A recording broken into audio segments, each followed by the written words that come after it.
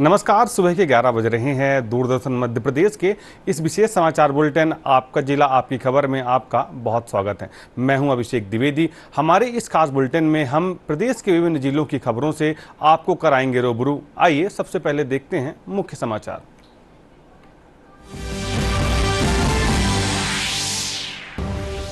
Operation सिंदूर की सफलता पर देश भर में निकाली गई तिरंगा यात्रा। सैन्य बलों के सम्मान में ग्रामीण व शहरी क्षेत्रों में सांस्कृतिक कार्यक्रम हो रहे आयोजित। संदीपनी विद्यालय बनेंगे शिक्षा के आदर्श केंद्र। जबलपुर में भूमि पूजन संपन्न। मुख्यमंत्री बोले सरकारी स्कूल प्राइवेट को देंगे टक्कर। उप मुख्यमंत्री राजेंद्र शुक्ल ने मातृ व शिशु मृत्यु दर में कमी लाने के लिए सामाजिक चेतना को बताया जरूरी। यूनिसेफ बैठक में बोले पोषण पंजीकरण और जन सहभागिता से बनेगा मध्य प्रदेश स्वास्थ्य क्षेत्र में अग्रणी। शिवपुरी में शुरू हुआ ग्रीष्मकालीन समर कैंप 2025। 7 मई से 15 जून तक चलेगा प्रशिक्षण शिविर।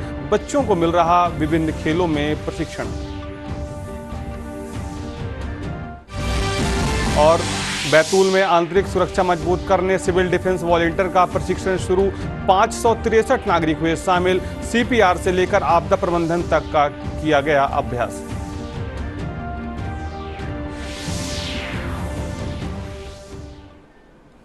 देश भर में ऑपरेशन सिंदूर की सफलता का जश्न मनाने के लिए तिरंगा यात्रा निकाली जा रही है। आज इस यात्रा का दूसरा दिन है। तिरंगा यात्रा का उद्देश्य सुरक्षा बलों का सम्मान करना है और राष्ट्र प्रेम और एकता का संदेश जन जन तक पहुंचाना है। यह यात्रा ग्रामीण और शहरी क्षेत्र में व्यापक स्तर पर आयोजित की जा रही है। इस यात्रा में सैन्य बलों के सम्मान में विभिन्न सांस्कृतिक और सामाजिक कार्यक्रम भी आयोजित किए जा रहे हैं। भारतीय सैन्य बल की सफल कार्यवाही और उनके शौर्य और पराक्रम को सलाम करने के लिए तिरंगा यात्रा में लोग जोश के साथ शामिल हो रहे हैं। तिरंगा यात्रा 23 तक आयोजित की जाएगी।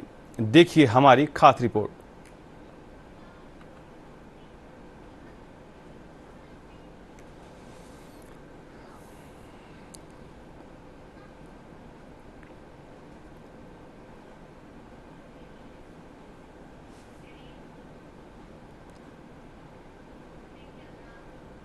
मुख्यमंत्री डॉक्टर मोहन यादव ने मंगलवार को जबलपुर के बरगी हिल्स में 27.84 करोड़ की लागत से बनने वाले संदीपनी विद्यालय के भूमि पूजन समारोह को संबोधित किया। उन्होंने कहा कि ये विद्यालय उज्जैन के संदीपनी गुरुकुल की तर्ज पर शिक्षा और सांस्कृतिक मूल्यों का संगम होंगे।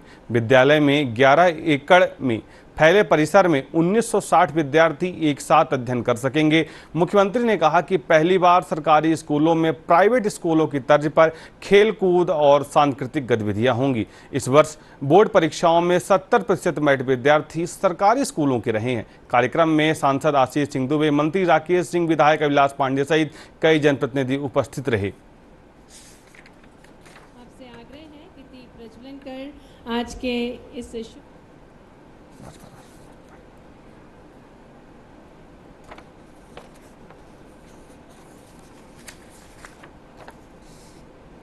मंत्री राकेश सिंह ने कहा कि मुख्यमंत्री ने स्कूलों से सीएम शब्द हटाकर संदीपनी मुनि का नाम जोड़कर शिक्षा को सांस्कृतिक मूल्यों से जोड़ने की ऐतिहासिक पहल की है।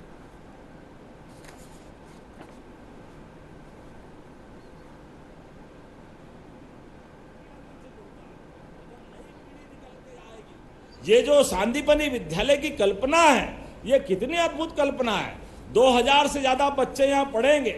पहली बार सरकारी स्कूल में, प्राइवेट स्कूल में अभी तक सुनते थे खेल के सभी प्रकार के, बैडमिंटन, बास्केटबॉल, फुटबॉल, नृत्य की, योग की, सभी प्रकार की शिक्षा दीक्षा, वो सारी शिक्षा दीक्षा सरकारी स्कूल में होगी। सारे प्रकार की फिजिक्स, केमिस्ट्री, अलग अलग प्रकार की जितनी प्रयोगशाला है, वो सारी प्रयोगशाला एक अच्छे स्कूल में, प्राइवेट में जो हो सकता है, उससे अच्छी शिक्षा अगर कहीं मिलेगी, इन संदीपनी विद्यालय के माध्यम से मिलेगी। सरकारी विद्यालयों का महत्व क्यों स्थापित नहीं होना चाहिए? मुझे गर्व है, मैं भी सरकारी विद्यालय से पढ़ के निकला हूं। हमारे सरकारी विद्यालयों में अभी इस साल के जो रिजल्ट आए हैं, मुझे बड़ा आनंद है इस बात को बताते हुए कई साल का रिकॉर्ड तोड़ा हमने 10वीं और 12वीं के, इतने अच्छे रिजल्ट आए। पहले तो जोरदार अभिनंदन करो हमारे सरकारी विद्यालय के सभी स्टाफ का, बच्चों का।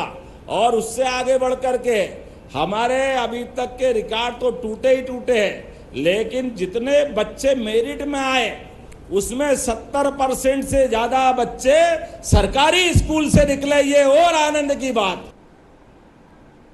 यूनिसेफ भोपाल कार्यालय में स्वास्थ्य एवं पोषण पहलों की समीक्षा करते हुए उप मुख्यमंत्री राजेंद्र शुक्ल ने कहा कि किशोरियों का पोषण, गर्भावस्था की पूर्व तैयारी, गर्भकालीन निगरानी और प्रसव पश्चात देखभाल अत्यंत आवश्यक है। उन्होंने मातृ शिशु संजीवन मिशन और अनमोल 2.0 पोर्टल जैसी पहलों की भी जानकारी दी, जो समय पर पंजीकरण और निगरानी में सहायक है। उन्होंने आशा, ANM और आंगनबाड़ी कार्यकर्ताओं से अभियान में सक्रिय भागीदारी का आह्वान किया। यूनिसेफ विशेषज्ञों ने बताया कि समय पर पंजीकरण और गंभीर कुपोषण के समाधान से शिशु मृत्यु दर में बड़ी गिरावट लाई जा सकती है। उप मुख्यमंत्री ने कहा कि राज्य सरकार संसाधनों की कमी नहीं रहने देगी और जन संस्कृति के रूप में स्वास्थ्य के प्रति चेतना विकसित कर मध्य प्रदेश को अग्रणी बनाएगी।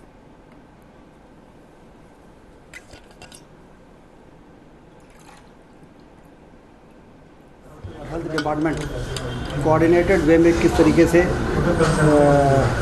पंचायत लेवल पे काम करे, जिससे कि हम पोषण भी इम्प्रूव कर सकें माताओं का, बच्चों का। और संजीवनी रोड मैप में जो कार्य योजना बनी है उसकी ठीक प्रकार से मॉनिटरिंग करें। गर्भवती माताओं के पंजीयन और उनके एंटीनेटल चेकअप्स जो होते हैं हर ट्राइमेस्टर में, उसका 100% कवरेज हो रहा है, नहीं हो रहा है, इस पे बहुत गंभीरता से चर्चा हुई है।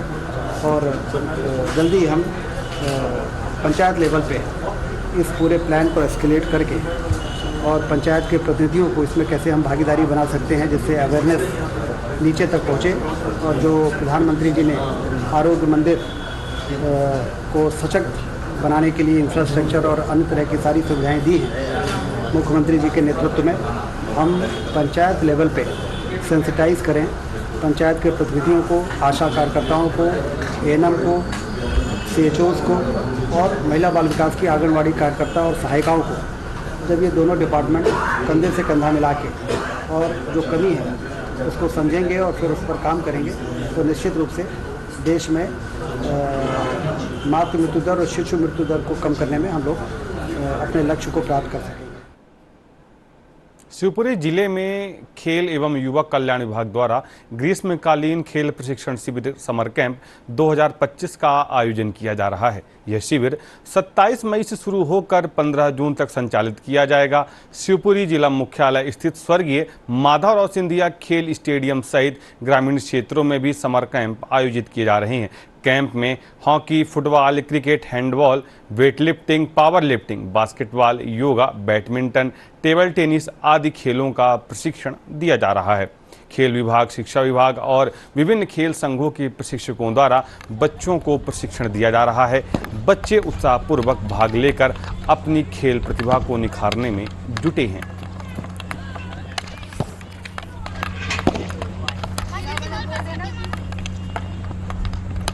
समर कैंप में हम हर साल यहाँ पे आते हैं, अच्छी ट्रेनिंग होती है खेल युवा कल्याण विभाग में और हम चाहते हैं कि हम यहाँ से अच्छा कुछ कर कर निकलें। और इवनिंग मॉर्निंग हमारी दोनों टाइम अच्छी प्रैक्टिस होती है। हमारे कोच जो है लगातार हमारी प्रैक्टिस पे ध्यान देते हैं। हमारा सेशन रोज़ अच्छा चलता है। मुझे विगत 20 वर्ष हो गए हैं यहाँ हॉकी का प्रशिक्षण देते हुए बच्चों को। बच्चे यहाँ बहुत लगन से खेलते हैं और दूर दूर से बच्चे आते हैं और चाहते हैं कि हम भी खेलें और खेल में कुछ करें। और समर कैंप 7 मई से लेके 7 जून तक हमारा चलेगा, जिसको देख कर के बच्चे बहुत उत्साहित हैं और पेरेंट्स भी हैं। अपने बच्चों को मॉर्निंग में और इवनिंग में दोनों टाइम छोड़ने आते हैं और बच्चे प्रैक्टिस कर रहे हैं और बहुत एंजॉय कर रहे हैं। उसमें हम लोग रिक्रिएशन गेम भी कराते हैं थोड़ा एंजॉय के लिए कंटिन्यू। 7 मई से हमने प्रारंभ किया है, 7 जून तक हम इसका आयोजन करेंगे समर कैंप, जो खेल विभाग द्वारा प्रति वर्ष लगाया जाता है। इसमें जो खेल हैं वो हॉकी है, जूडो है, फुटबॉल है और क्रिकेट भी हमने इस वर्ष रखा है, बैडमिंटन है और अन्य ऐसे खेल जो जिनमें लगातार बच्चे मतलब जो अपना इंटरेस्ट रखते हैं, जैसे गांधी पार्क में या दूसरे वीर सावरकर पार्क में, वहाँ पे हमने स्केटिंग का भी उसको भी हम थोड़ा सा सपोर्ट कर रहे हैं। इस तरह के कैंप हम आयोजित कर रहे हैं।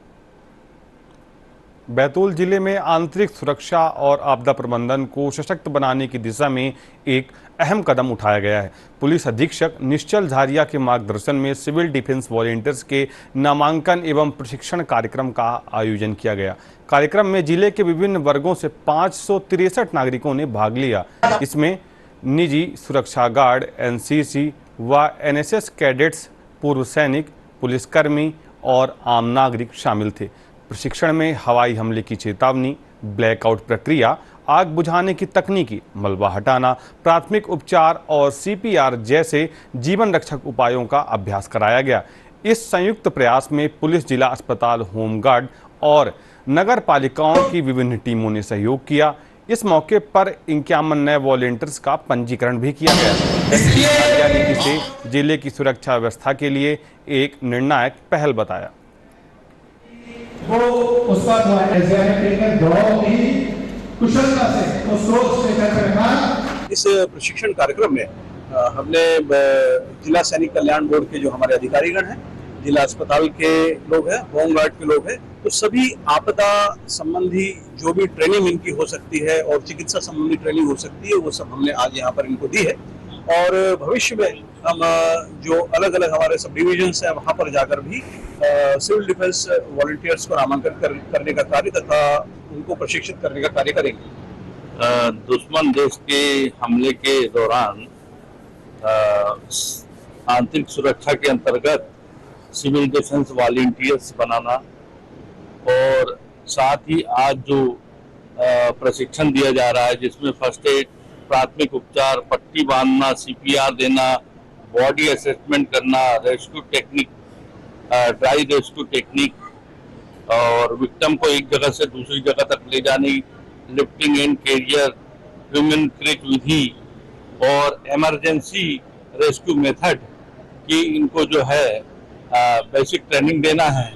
वॉलंटियर कर रहे हैं सिविल सर्विस के लिए, सिविल सर्विस की हेल्प करने के लिए, और उनको यहाँ पर एक ट्रेनिंग दी जाएगी कि यदि हमला होता है तो वो कैसे मदद कर सकते हैं अपने नागरिकों की, और यदि कोई आपातकालीन स्थिति आती है उसमें किस स्थिति में किस तरह से हमें आगे बढ़कर भाग लेना है। और सबसे बड़ी बात यह है कि यहाँ पे ये युवा जो भाग लेंगे इसमें, यदि इनको हम तैयारी कर रहे हैं, इनके अंदर एक देश भक्ति की एक भावना का जागृति होगी और साथ ही साथ देश की सेवा करने के लिए इनको बहुत ही अच्छा मौका मिलेगा। देखिए, जैसे अभी जिस तरह का भी सिनेरियो चल रहा है, इसमें स्वास्थ्य विभाग का भी एक बहुत बड़ा रोल है। जैसे जब भी कोई बिल्डिंग कोलैप्स होती है या कहीं पे आग लगती है या कहीं पे कुछ भी मेजर इंजरीज होती है, वहाँ पे जब भी कोई वॉलंटियर या फिर कोई सिविलियन वहाँ पे घायल होता है, उसको कई प्रकार की चोटें लगती है, या तो उसको वुंड्स में मतलब घाव लगते हैं, या फिर वो जल जाता है बर्न की वजह से, या फिर कुछ भारी सामान की गिरने से या बिल्डिंग कोलैप्स होने की वजह से उसके हड्डियों में फ्रैक्चर वगैरह हो सकता है। तो प्राइमरी वहाँ पे मैनेजमेंट एक एज ए सिविलियन वहाँ पे उस समय पे कैसे मैनेज करना है, ये आज हम लोगों ने ट्रेनिंग भी दी। यहाँ पे मेडिकल टीम का भी दायित्व बनता है। और दूसरा ये चीज़ कि अगर कोई पेशेंट कोलैप्स हो जाता है तो उसको किस तरह से प्राइमरी मैनेज किया जाता है, ये भी आज हम लोगों ने इसमें इस तरह की प्रशिक्षण दी। पुलिस विभाग, जिला प्रशासन, हॉस्पिटल विभाग और नागरिक सुरक्षा, सैनिक जन कल्याण और हॉस्पिटल के द्वारा आज नागरिक सुरक्षा आपदा प्रबंधन पे जो भारत और पाकिस्तान का जो तनाव हो रहा, उस स्थिति को देखते हुए हमारे महाविद्यालय से तमाम एनसीसी एनएसएस के बच्चे आए और भीमपुर, भैंसदई, आमला, सारनी, आटमेर, तमाम घोड़ा डोंगरी से हमारे एनसीसी और एनएसएस के बच्चे आए और इन लोगों ने बहुत अच्छा प्रशिक्षण सीखा है। और पुलिस विभाग के द्वारा, सैनिक गार्ड के द्वारा जो प्रशिक्षण दिया है, बहुत ही अनमोल प्रशिक्षण है। और निश्चित रूप से हमारे वॉलंटियर्स इस चीज़ के लिए तैयार हो गए हैं कि अगर कोई आपदा की स्थिति बनती है, हमारे बच्चे हमारी देश की रक्षा के लिए, हमारे देश के नागरिकों को आपदा प्रबंधन के लिए सुरक्षित ले जाके उनका इलाज करें। कटनी के जागृति पार्क में विभिन्न आपात परिस्थितियों से निपटने हेतु मॉक ड्रिल आयोजित की गई। इस अभ्यास में पुलिस, जिला प्रशासन, अग्निशमन सेवा, स्वास्थ्य विभाग, एसडीआरएफ, नगर निगम से अन्य विभागों ने समन्वित रूप से भाग लिया। मॉक ड्रिल का उद्देश्य आपदा की स्थिति में त्वरित प्रक्रिया, संसाधनों की उपलब्धता और विभागों के बीच समन्वय की जांच करना था। अभ्यास के दौरान गोलीबारी, बम विस्फोट से आगजनी, भवन ध्वस्त होने की स्थिति और घायलों को सुरक्षित निकालने की प्रक्रिया का प्रदर्शन किया गया। पुलिस ने संदिग्ध 2 व्यक्तियों को हिरासत में लिया। पूरी प्रक्रिया को वास्तविक स्थिति के अनुरूप अंजाम दिया गया, जिससे आपदा प्रबंधन की तैयारियों का मूल्यांकन किया जा सके।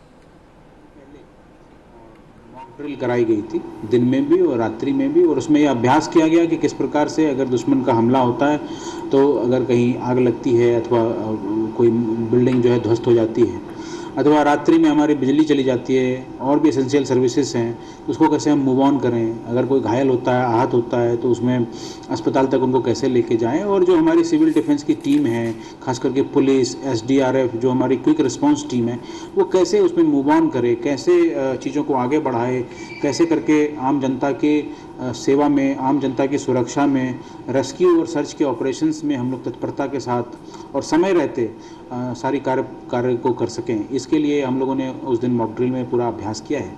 दूसरा जो महत्वपूर्ण पहलू है वो है कम्युनिकेशन का, कि जो प्रशासन की, पुलिस की अथवा राज्य सरकार और केंद्र सरकार की जो एडवाइजरीज हैं, जो उनके दिशा निर्देश हैं, उसका अनुपालन तभी सही से संभव हो पाएगा जब तक हम कि गांव-गांव तक, कस्बे तक प्रत्येक व्यक्ति को, स्त्री पुरुष को, हर आयु वर्ग के लोगों को इसके संबंध में कम्युनिकेट कर पाएंगे। तो कम्युनिकेशन का एक बड़ा व्यापक प्लान जो है हम लोगों ने तैयार किया हुआ है, जिसमें ऑफिशियल कम्युनिकेशन और ऑफिस टू पब्लिक कम्युनिकेशन, ये दोनों स्तरों पे कम्युनिकेशन के बड़े अच्छे। खंडवा पुलिस लाइन में सिविल डिफेंस हेतु 5 दिवसीय वॉलंटियर प्रशिक्षण कार्यक्रम शुरू हुआ। यह प्रशिक्षण नागरिकों की आंतरिक सुरक्षा तैयारियों के तहत आयोजित किया जा रहा है।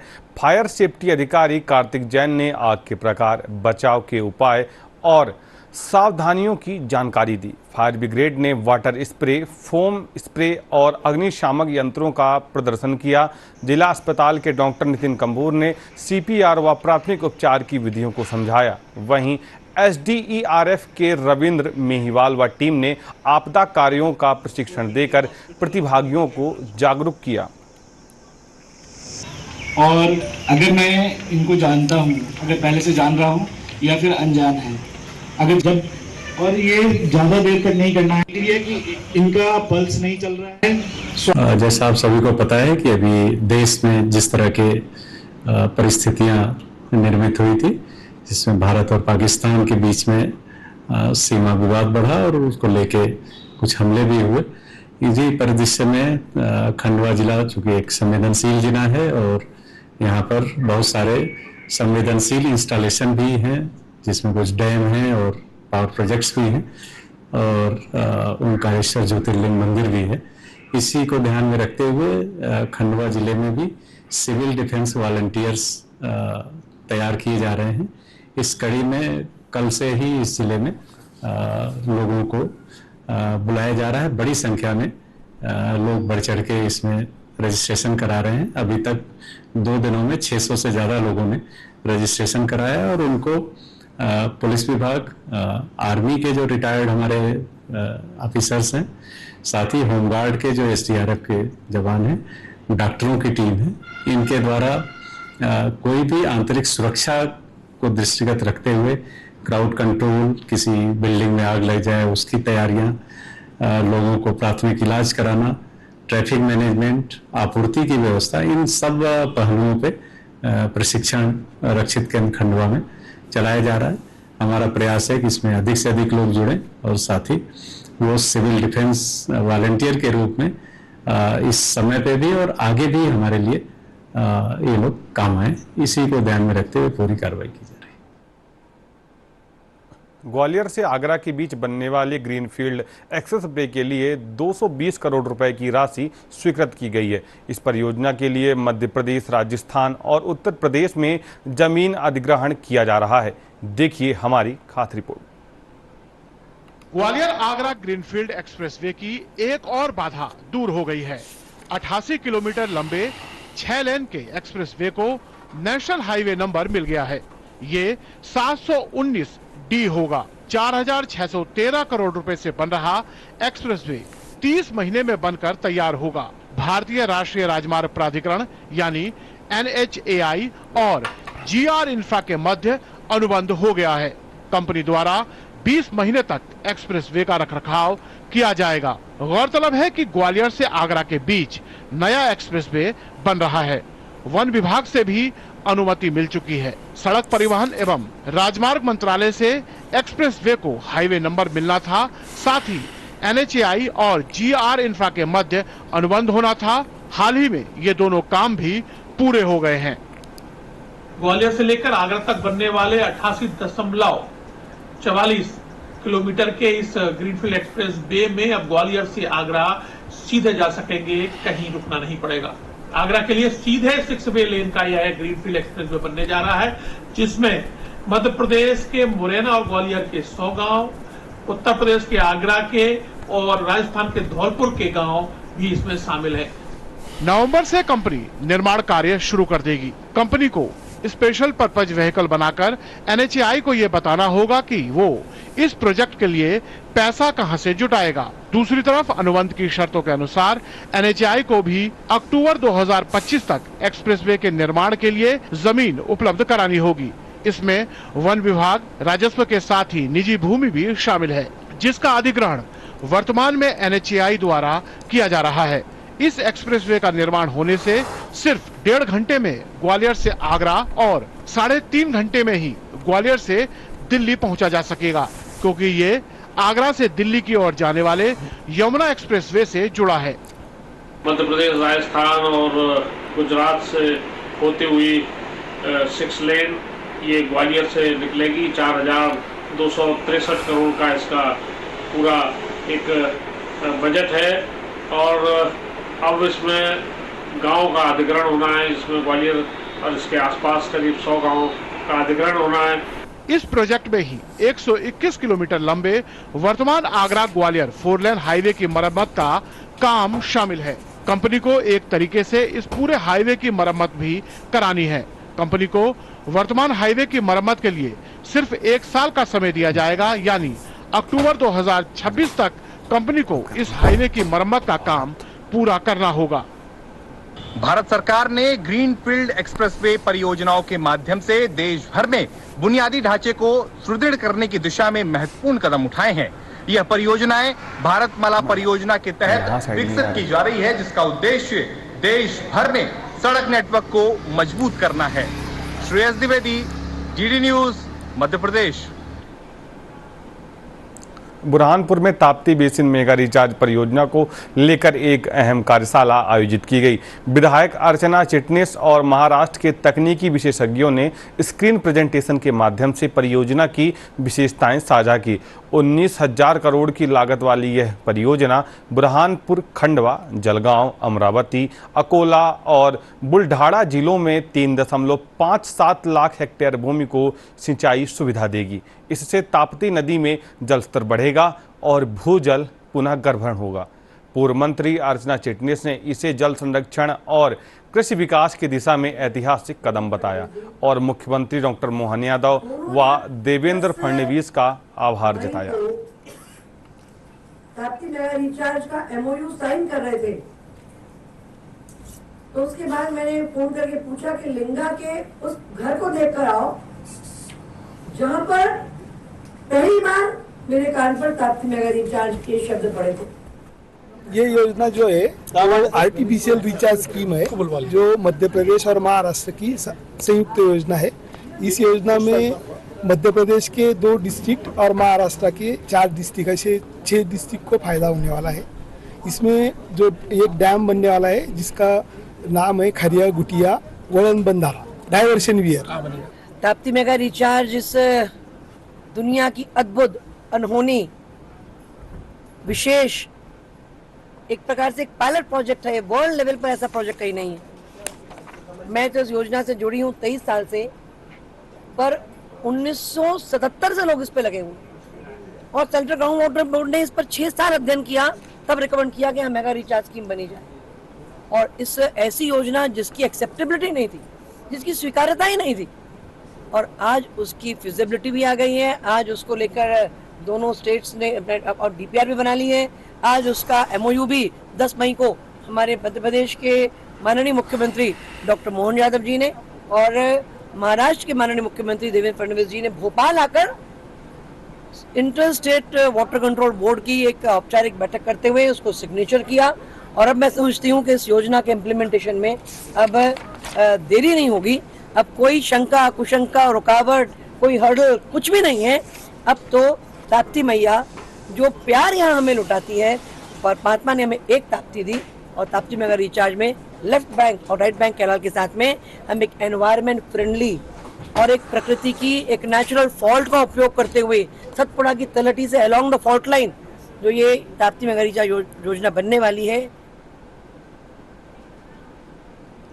सागर के डॉक्टर हरि सिंह गौर विश्वविद्यालय में सामाजिक समरसता गतिविधि श्रृंखला के तहत कार्यशाला का आयोजन किया गया। यह कार्यशाला अनुसूचित जाति वर्ग के छात्र छात्राओं को विदेश में उच्च शिक्षा अध्ययन हेतु छात्रवृत्ति एवं वित्तीय सहायता प्रदान किए जाने वाली योजनाओं की जानकारी देने पर केंद्रित रही।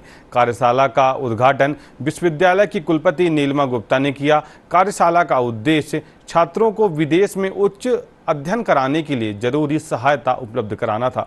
कार्यशाला में सहभागी बने छात्र छात्राओं ने इसे उपयोगी तथा ज्ञानवर्धक बताया। उन्होंने कहा कि उनके मन में विदेश में शिक्षा को लेकर जो प्रश्न थे उनका समाधान हुआ है। स्कॉलर में और किसी विदेश के स्कॉलर में कोई अंतर ही ना रहे। कार्यशाला आज हमारे विश्वविद्यालय में हुई है।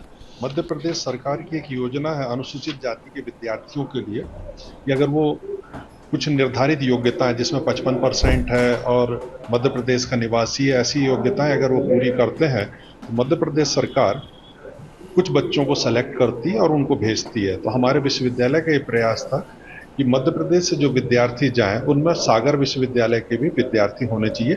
इसके लिए हमने विषय विशेषज्ञ के रूप में ग्वालियर से माधव का इंस्टीट्यूट से प्रोफेसर एंड हेड हैं जो इस विषय में बहुत विगत अनेक वर्षों से काम कर रहे हैं, उनको हमने बुलाया है ताकि वो विद्यार्थियों को हमारे वो मार्गदर्शन दें और विदेश में कैसे जाना है, कब आवेदन करना है, क्या क्या उनके पास योग्यताएं होनी चाहिए, उसमें क्या व्यवहारिक समस्याएं आती हैं।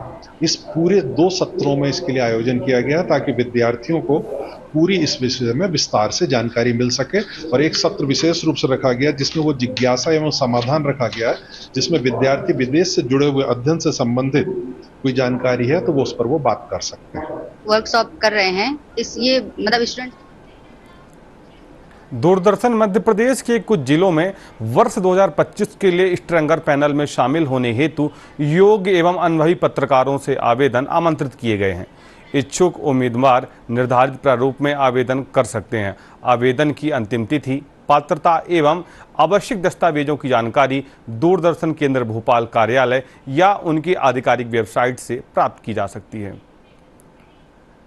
और अब बुलेटिन के आखिर में मुख्य समाचार एक बार फिर। ऑपरेशन सिंदूर की सफलता पर देश भर में निकाली गई तिरंगा यात्रा। सैन्य बलों के सम्मान में ग्रामीण व शहरी क्षेत्रों में सांस्कृतिक कार्यक्रम का हो रहे हैं आयोजन। संदीपनी विद्यालय बनेंगे शिक्षा के आदर्श केंद्र। जबलपुर में भूमि पूजन संपन्न। मुख्यमंत्री बोले सरकारी स्कूल प्राइवेट स्कूलों को देंगे टक्कर।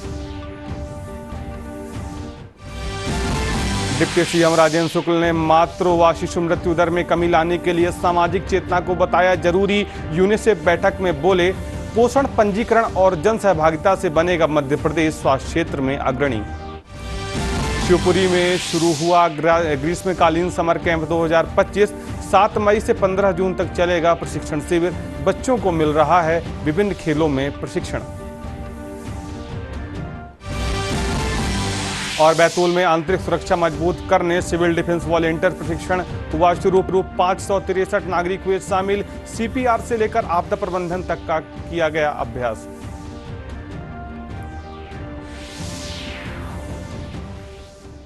आपका जिला आपकी खबर बुलेटिन में बस इतना ही। हमारा अगला बुलेटिन मिड डे प्राइम देखिए ठीक दोपहर 2 बजे। फिलहाल हमें दीजिए इजाजत। नमस्कार।